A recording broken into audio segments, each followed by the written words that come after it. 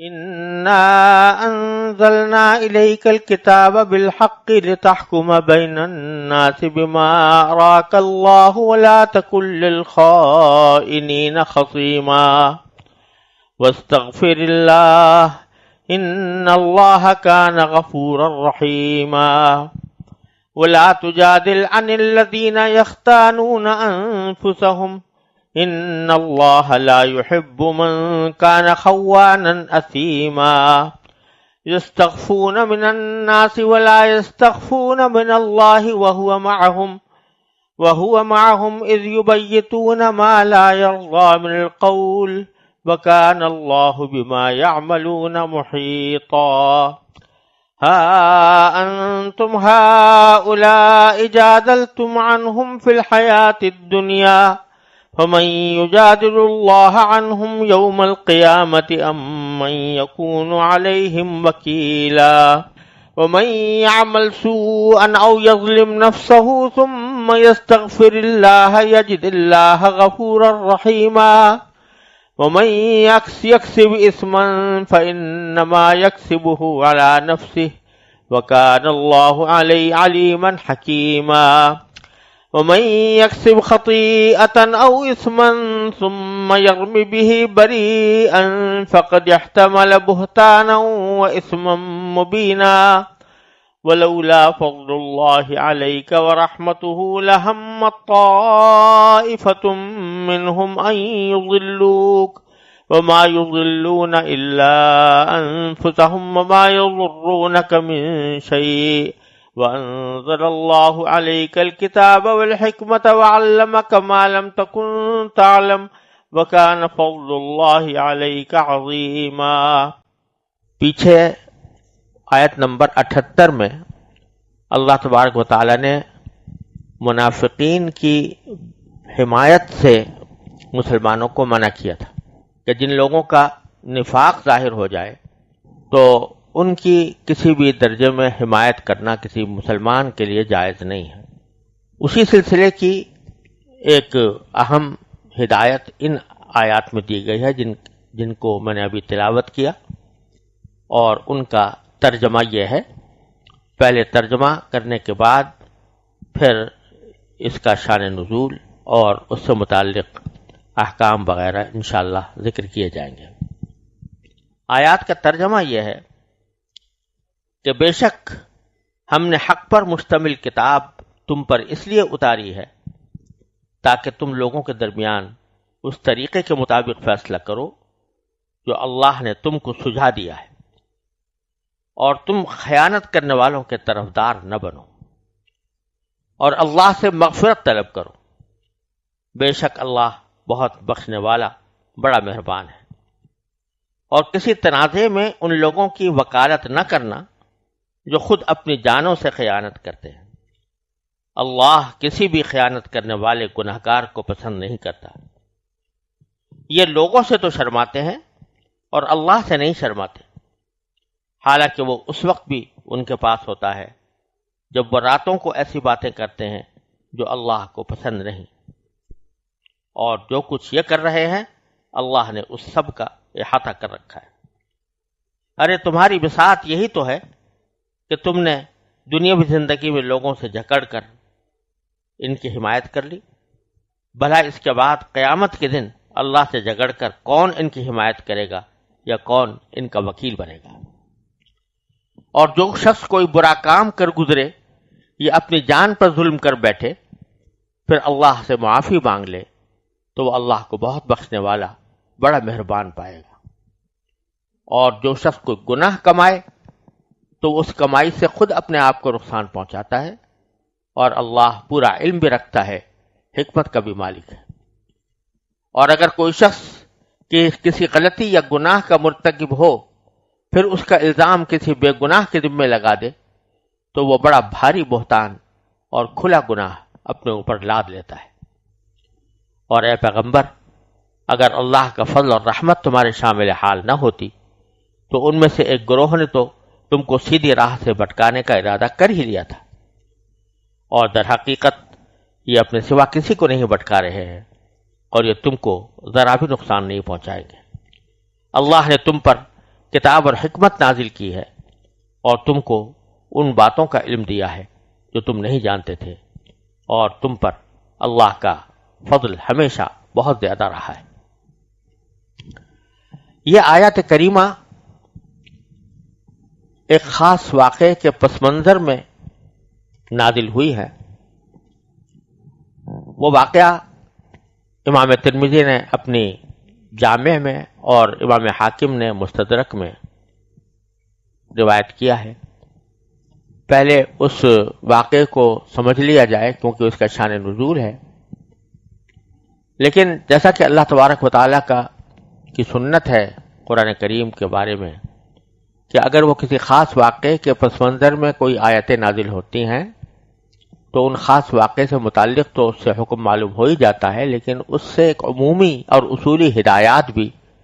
ہمیشہ کے لیے مسلمانوں کو ملتی ہیں۔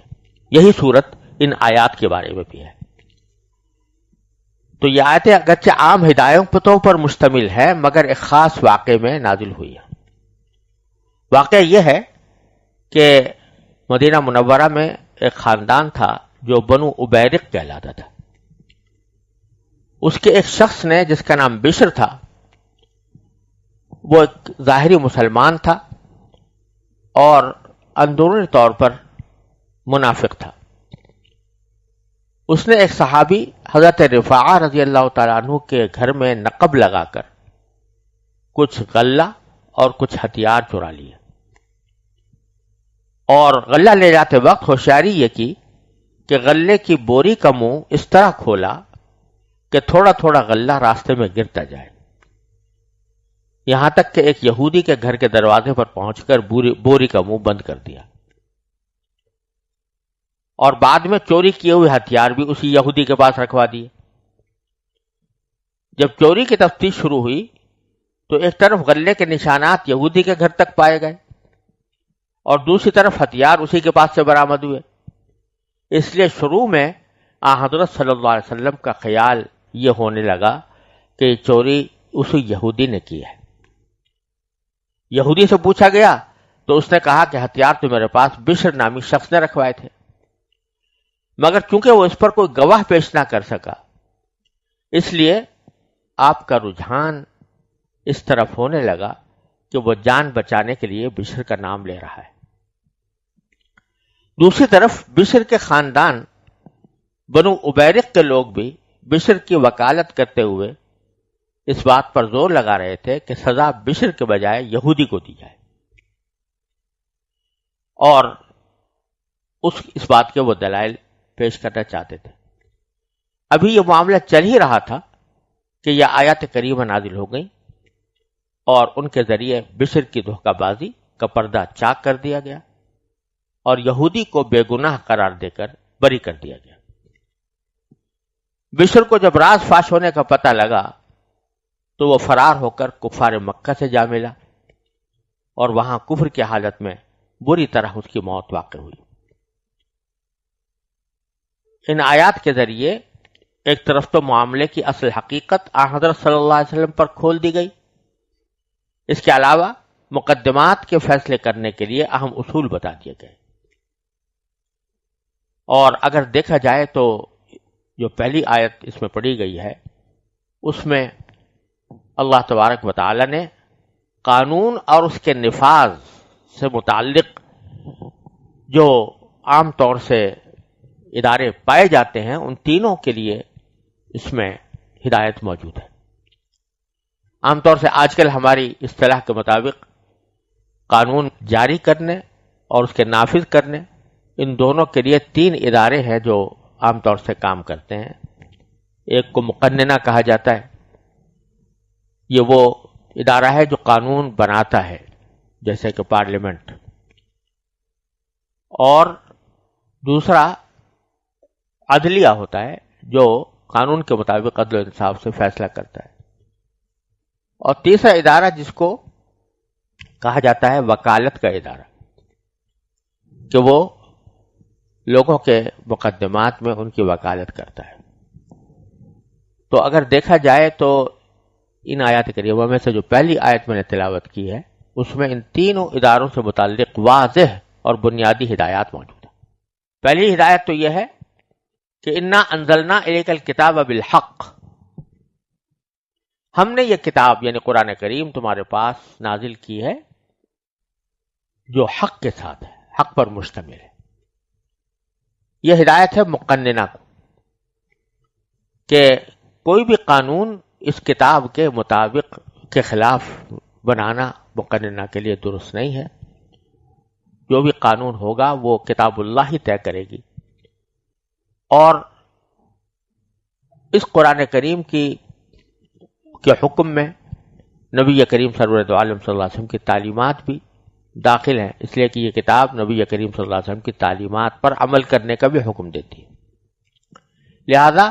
مقننہ کے لیے ہدایت اس میں یہ ہے کہ کوئی قانون قرآن و سنت کے خلاف نہ ہو، جو قانون بنایا جائے وہ قرآن و سنت کے عین مطابق ہو۔ دوسرا حصہ یہ ہے کہ لِتَحْكُمَ بَيْنَ النَّاسِ بِمَا أَرَاكَ اللَّهُ، کہ آپ لوگوں کے درمیان فیصلہ کریں اس طریقے پر جو اللہ نے آپ کو سجھا دیا ہے یا سمجھا دیا ہے۔ تو یہاں فیصلہ کرنے کا ذکر ہے، تو یہ ایک عدلیہ کے لیے ہدایت ہے کہ وہ جو کچھ بھی فیصلہ کرے وہ ان تعلیمات کے مطابق کرے جو اللہ تبارک و تعالی نے نبی کریم صلی اللہ علیہ وسلم کے ذریعے ہم تک پہنچائی ہے۔ لہذا عدالت کا جو طریقہ کار ہے وہ طریقہ کار بھی قرآن و سنت کے مطابق ہونا چاہیے، لِتَحْكُمَ بَيْنَ النَّاسِ بِمَا أَرَاكَ اللَّهُ۔ اور تیسرا ادارہ جو وکالت کا ادارہ ہوتا ہے اس کے لیے آگے یہ ہدایت ہے کہ وَلَا تَكُن لِّلْخَائِنِينَ خَصِيمًا، جو لوگ اب خیانت کر رہے ہیں ان کی وکالت نہ کرو، ان کے طرفدار اور حمایتی نہ بنو۔ جو لوگ خیانت کر رہے ہیں ان کے طرفدار بننا تمہارے لیے جائز نہیں ہے۔ تو یہاں اصول بیان کر دیا گیا کہ کسی دوسرے کا مقدمہ لڑنا یا اس کی حمایت کرنا، اس کی وکالت کرنا، یہ اسی وقت جائز ہو سکتا ہے جبکہ موکل جس کی وکالت کی جا رہی ہے وہ حق پر ہو۔ اگر معلوم ہے کہ یہ غلط کار ہے، یہ معلوم ہے کہ یہ گنہگار ہے، یہ خائن ہے، تو اس کی حمایت کرنا جائز نہیں۔ یہ تو ایک اصولی بات بھی اللہ تبارک و تعالی نے تینوں اداروں سے متعلق بیان فرمائی ہے، اور جو واقعہ میں نے ابھی ذکر کیا اس واقعے کے حساب سے ان آیتوں میں اشارہ اس بات کی طرف ہے کہ اللہ نے جو کچھ آپ کو ان آیات کے ذریعے بتا دیا ہے اس کے مطابق فیصلہ فرمائیں، اور جو ظاہری طور پر لوگوں کی منافقت کی وجہ سے کسی اور کو مجرم سمجھانے کے قرینے پیدا کیے گئے ہیں ان سے آپ متاثر نہ ہوں، اور جو خیانت کرنے والے ہیں یعنی جو اصل چور ہیں ان کے حمایتی نہ بنے۔ لا تکن للخائنین خصیما۔ اور یہ تھا کہ جس شروع میں جب نبی کریم صلی اللہ علیہ وسلم کو یہ پتہ چلا تو سب سے پہلے بنو عبیرق کے لوگ ہی حضور اقدس صلی اللہ علیہ وسلم کے پاس پہنچے تھے، اور انہوں نے جا کر یہ کہا تھا کہ ہمارا خاندان حسن الاسلام ہے اور اسلام اچھی طرح ہم مانے ہوئے ہیں، اور حالات بھی ہمارے خاندان کے اچھے ہیں۔ ہم پر ایک جھوٹا الزام لگایا جا رہا ہے کہ ہمارے ایک آدمی نے غلہ اور زرہ چوری کر لی ہے۔ تو حضور اقدس صلی اللہ علیہ وسلم نے اس موقع پر حضرت رفاعہ کے بھتیجے کو بلا کر ان سے پوچھا کہ بھئی یہ کیا معاملہ ہے کہ آپ لوگ ایک ایسے شخص پر الزام لگا رہے ہیں جن کا خاندان اچھا خاصا مسلمان خاندان ہے۔ تو اگرچہ حضرت رفاعہ جن کے گھر میں چوری ہوئی تھی ان کے بھتیجے صورتحال سے واقف تھے اور جانتے تھے کہ یہ لوگ بنو عبیرق کے لوگ دھوکہ دے رہے ہیں، لیکن جب رسول کریم صلی اللہ علیہ وسلم کی زبان مبارک سے یہ سنا کہ بھئی تم ایسے خاندان کے اوپر کیوں الزام لگا رہے ہو تو وہ ڈر گئے حضور اقدس صلی اللہ علیہ وسلم کی خلاف ورزی لازم نہ آ جائے. اور اپنے چچا کے پاس جب پہنچے حضرت رفاعہ کے پاس، تو انہوں نے بھی جب پوچھا کہ رسول کریم صلی اللہ علیہ وسلم نے کیا فرمایا، تو اس پر بھی حضرت رفاعہ نے یہ کہا کہ اگر حضور ایسا فرما رہے ہیں کہ وہ اچھے لوگ ہیں تو ہمیں کچھ کہتے ہوئے ڈر محسوس ہوتا ہے، تو اللہ المستعان کہہ کر خاموش ہو گئے. تو یہاں پر اگرچہ نبی کریم صلی اللہ علیہ وسلم نے براہ راست کھل کر ان کی حمایت نہیں کی تھی، ایک سوال کے طور پر یہ فرمایا تھا کہ بھئی تم ایسے شخص پر کیوں الزام لگا رہے ہو، یا ایسے خاندان پر کیوں الزام لگا رہے ہو، لیکن سننے والے نے اس کا مطلب یہ سمجھا کہ آپ ان کی حمایت کر رہے ہیں. تو اس تھوڑے سے رجحان کو بھی اللہ تبارک و تعالی نے فرمایا کہ جب تک کہ صورتحال واضح نہ ہو جائے، جب اللہ تعالی نے تم پر حقیقت کھول دی ہے،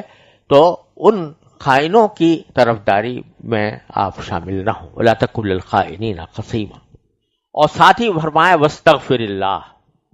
اللہ سے استغفار کیجیے. عام طور سے استغفار اس وقت کیا جاتا ہے جب کوئی گناہ سرزد ہو. نبی کریم سرورت عالم صلی اللہ علیہ وسلم معصوم تھے، آپ سے کوئی گناہ سرزد نہیں ہوتا تھا، لیکن یہاں کیونکہ ایک طبعی رجحان تھوڑا سا ہونے لگا تھا ان لوگوں کی طرف جو حقیقت میں مجرم تھے، اور ان میں سے ایک کا منافق ہونا بالکل واضح تھا، تو اس واسطے آپ کو فرمایا گیا کہ اس طبعی رجحان بھی آپ کے شایع نشان نہیں تھا، آپ کے بلند مرتبے کے شایع نشان نہیں تھا کہ آپ یہ طبیعت میں رجحان بھی پیدا کریں. لہذا استغفار فرمائیے اللہ تعالیٰ سے. ان اللہ کان غفورا رحیما، بے شک اللہ تعالیٰ بہت بخشنے والا، بہت مہربان ہے. پھر فرمایا ولا تجادل عن الذین یختانون انفسهم، اور کسی تنازع میں ان لوگوں کی وکالت نہ کرنا جو خود اپنی جانوں سے خیانت کرتے ہیں. اپنی جانوں سے خیانت کرنے کا معنی یہ کہ ایسے جرم کا ارتکاب کرتے ہیں جو خود ان کی جان کے لیے پھر آگے خطرناک ہے، دنیا میں یا آخرت میں. دنیا میں چوری کی سزا ملے اور آخرت میں عذاب ہو. تو جو لوگ اپنی جانوں کے ساتھ خیانت کر رہے ہیں، آپ ان کی طرف سے وکالت نہ کرنا. وَلَا تُجَادِلْ عَنِ الَّذِينَ يَخْتَانُونَ أَنفُسَهُمْ إِنَّ اللَّهَ لَا يُحِبُّ مَنْ كَانَ خَوَّانًا أَثِيمًا. بے شک اللہ تبارک و تعالی ان لوگوں کو پسند نہیں کرتا جو خیانت کرنے والے ہیں، گناہگار ہیں. یستخفون من الناس، یہ لوگ جو ہے اپنے خیانت میں، اپنے گناہ میں لوگوں سے تو شرماتے ہیں اور چاہتے ہیں کہ ان کا کرتوت عام لوگوں کے سامنے ظاہر نہ ہو. ولا یستخفون من اللہ، اور اللہ سے نہیں شرماتے. وَهُوَ مَعَهُمْ،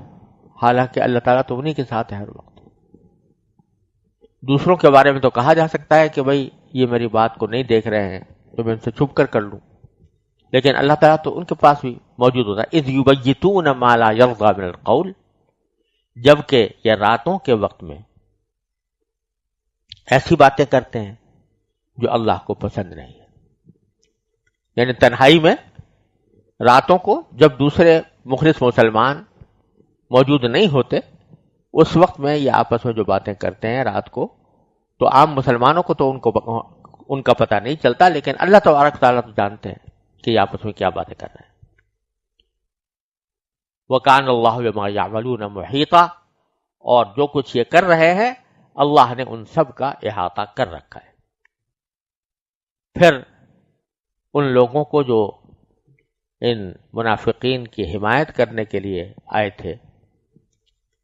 ایک بڑے واضح الفاظ میں تنبیہ کرتے ہوئے فرمایا کہ ہا انتم ہؤلاء جادلتم عنہم فی الحیات الدنیا. ہا انتم ہؤلاء لفظی معنی یہ ہے کہ ہا کا لفظ تنبیہ کے لیے آتا ہے، اور تنبیہ کرنے کے لیے فرمایا گیا کہ تم وہی تو لوگ ہو، تم ایسے ہی تو لوگ ہو. ہا انتم ہؤلاء، ترجمہ ہم نے اس کا اس طرح کیا ہے کہ ارے تمہاری بساط یہی تو ہے کہ تم نے دنیاوی زندگی میں لوگوں سے جھگڑ کر ان خیانت کرنے والوں کی حمایت کر لی. جادلتم عنہم فی الحیات الدنیا، تو تمہاری بساط اتنی تھی کہ تم ان کی حمایت کر لیتے دنیا کے اندر. فمن یجادل اللہ عنہم یوم القیامہ، بھلا اس کے بعد قیامت کے دن اللہ سے جھگڑ کر کون ان کی حمایت کرے گا؟ امن یکون علیہم وکیلا، یا کون ان کا وکیل بنے گا؟ تو یہاں تو تم حمایت کر لو گے، لیکن اللہ تعالیٰ کے ہاں جب پہنچو گے تو تمہاری ساری کرتوت کا راز کھل جائے گا اور تمہاری حمایت ان مجرموں کو بچا نہیں سکے گی. لیکن ساتھ ہی اللہ تبارک و تعالیٰ ہمیشہ جب کسی گناہ کا اور اس کے عذاب کا تذکرہ فرماتے ہیں تو ساتھ ساتھ تسلی بھی دیتے ہیں کہ اگر کوئی شخص غلطی سے کسی گناہ میں مبتلا ہو گیا ہے تو وہ مایوس نہ ہو اور مایوسی کی وجہ سے کام ہاتھ پر ہاتھ رکھ کر نہ بیٹھ جائے، بلکہ اللہ تعالیٰ نے تب توبہ کا دروازہ ہر وقت کھولا ہوا ہے. جب تک انسان موت کے دہانے پر نہیں پہنچ جاتا اس وقت تک اس کے لیے دروازہ توبہ کھلا ہوا ہے. تو فرمایا وَمَن يَعْمَلْ سُوءًا أَوْ يَظْلِمْ نَفْسَهُ، جو شخص کوئی برا کام کر گزرے یا اپنی جان پر ظلم کر بیٹھے، اور یظلم نفسہ یظلموا انفسہم، اپنی جان پر ظلم کرنا، اپنی جان سے زیادتی کرنا، یہ قرآن کریم کی اصطلاح ہے جو گناہ کے کاموں کے لیے استعمال ہوتی ہے. کہ کوئی آدمی گناہ کر بیٹھا تو گویا اپنی جان پر اس نے ظلم کیا، کیونکہ اس کا نتیجہ اس کی جان کے لیے آخرت میں نہایت برا ہوگا. تو من یعمل سوءا او یظلم نفسہ ثم یستغفر اللہ، پھر اللہ سے معافی مانگ لے تو یجد اللہ غفور الرحیم، تو اللہ تعالیٰ کو وہ بہت بخشنے والا بڑا مہربان پائے گا. لہذا اب بھی جو لوگ حمایت کر رہے ہیں منافقین کی یا کی ہے جنہوں نے حمایت، وہ اپنے اس گناہ سے باز آ کر توبہ کر لیں اور اللہ تعالیٰ کی بارگاہ میں حاضر ہو کر معافی مانگ لیں تو اللہ تعالیٰ ان کو معاف کر دے گا. اور اس کے برعکس الٹا کام اگر کوئی شخص کرے کہ ایک طرف تو گناہ کرے، خود ناجائز حرام کام کرے، پھر کسی بے گناہ کے سر اس کو ڈال دے، تو اس کی وعید بیان فرمائی وَمَن یکسب اسما، اور کوئی شخص اگر کسی غلطی یا گناہ کا مرتکب ہو فَإِنَّمَا يَكْسِبُهُ عَلَى نَفْسِهِ، تو وہ خود اپنے آپ کو نقصان پہنچاتا ہے.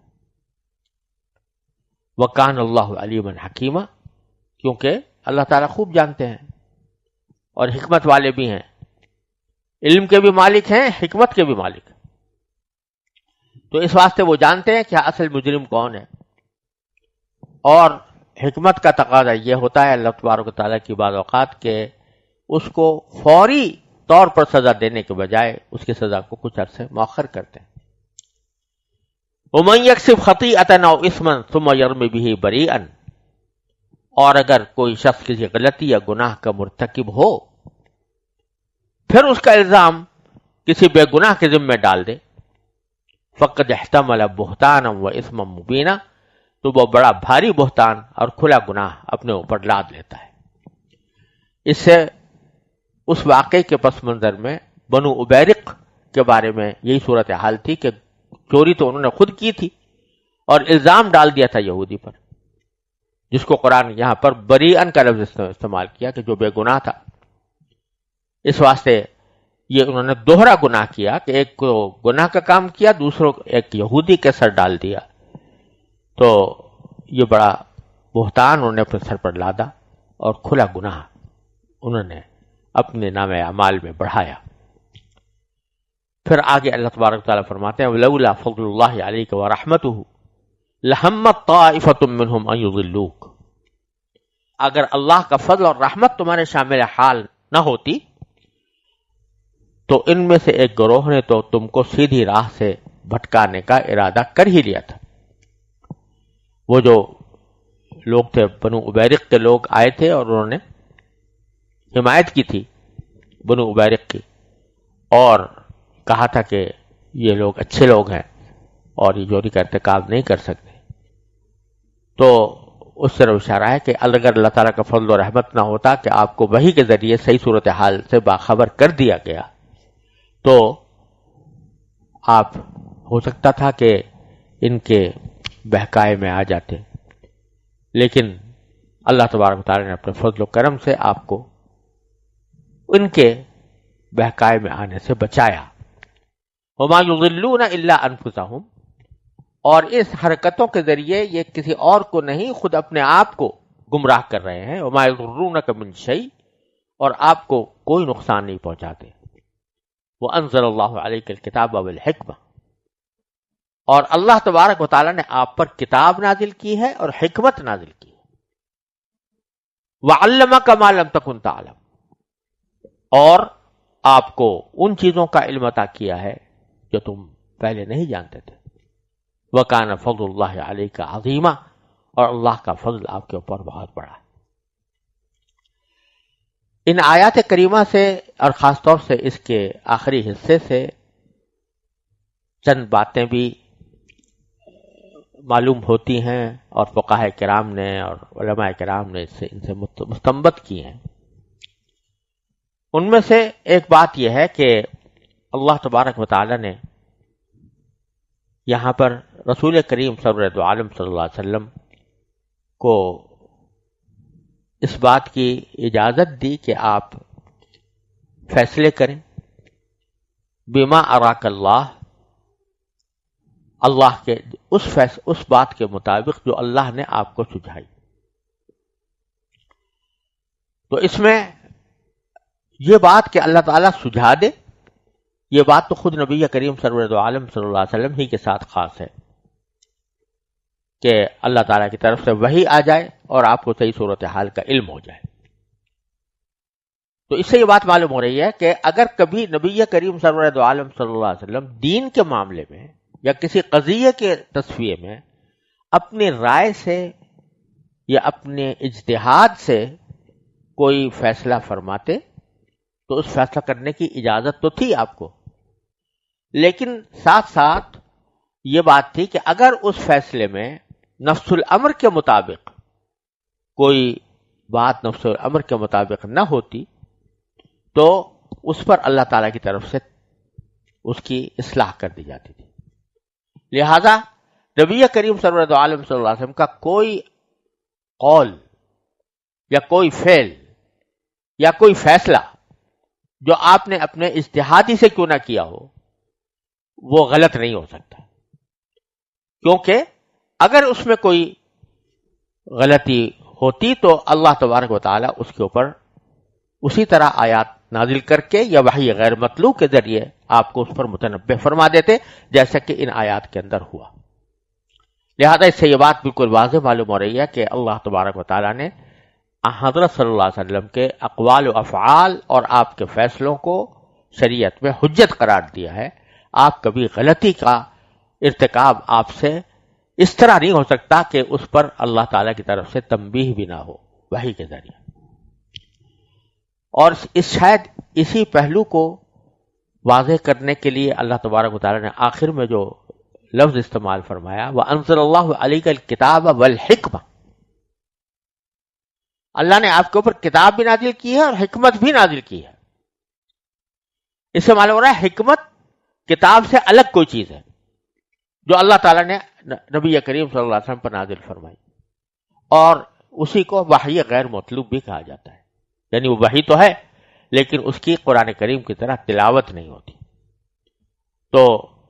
اس سے نبی کریم صلی اللہ علیہ وسلم کے اقوال و افعال، آپ کے فیصلوں، آپ کی تقریرات، ان سب کا حجت شرعیہ ہونا واضح ہوتا ہے کہ